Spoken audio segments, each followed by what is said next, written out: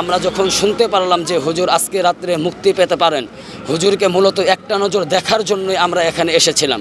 আসলে আমরা যখন শুনেছি যে হুজুর আজকে জামিন পেতে পারে, তখন আমরা হুজুরকে ভালোবাসি, দিল থেকে মহব্বত করি। আপনারা জানেন পুরো দেশের সকল ধর্মপ্রিয় মানুষগুলো তাকে কী পরিমাণ ভালোবাসে, কারণ তার জবানের কথাগুলো মুক্তার মতো ঝরে এবং প্রত্যেকটা মুসলমানদের হৃদয়ে আঘাত করে।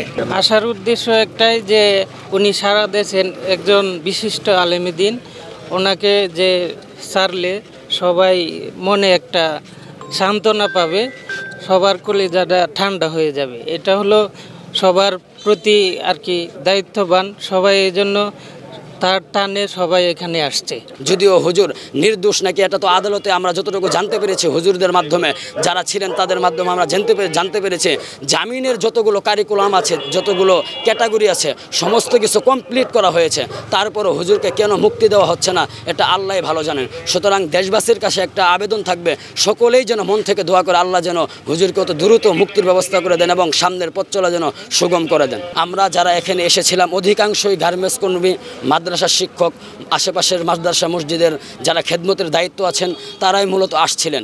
সংগঠনের পক্ষ থেকে খেলাফত মজলিস বলেন বা হেফাজতে ইসলামের নেতৃবৃন্দ বলেন, তাদের মাধ্যমে কোনো প্রচারণা করা হয়নি এবং আমরা এই সংবাদ কোনো মিডিয়া কর্মীদের মাধ্যমে পাইনিও।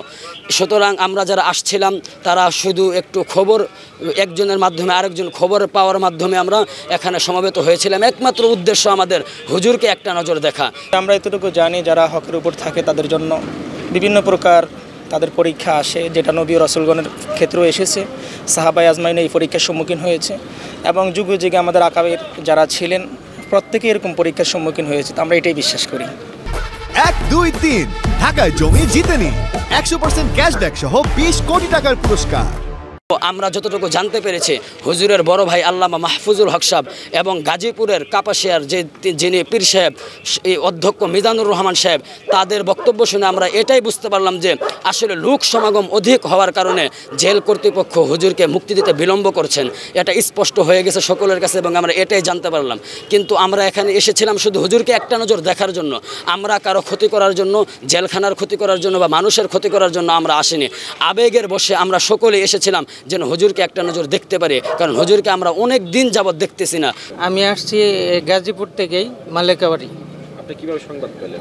আমি সংবাদ পেলাম মানে লাইভে দেখছি, দেখার পরে আমি আসছি। সবাই দলমত নির্বিশেষে তার ভালোবাসায় তার একটু সাক্ষাৎ করবে, তাকে দুই নয়নে দেখবে। আজকে 3.5 বছর পর্যন্ত দেখতে পায় না।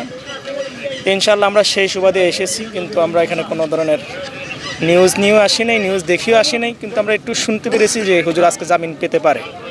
তো আশাবাদী আল্লাহ তাআলা যদি উত্তম ফয়সালা করে, ইনশাআল্লাহ আল্লাহ তাআলা যদি চায় হয়তো আমাদের মাঝে হুজুর ফিরে আসবেন ইনশাআল্লাহ।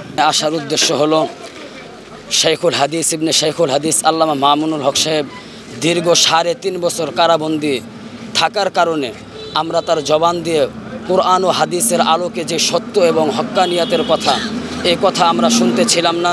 হৃদয় থেকে তাকে ভালোবাসি, এটুকু আল্লাহ তাআলাকে আমরা দেখাতে চাই। কারণ আমরা যতটুকু আমল করি সম্পূর্ণটুকু আল্লাহ তাআলাকে রাজি ও খুশির জন্য, এতটুকুই। আমাদের অন্য কোনো তার জন্য কোনো আয়োজনও নাই, কোনো ধরনের ফুল বরণ কিংবা ইত্যাদি আরও যাহা কিছু আছে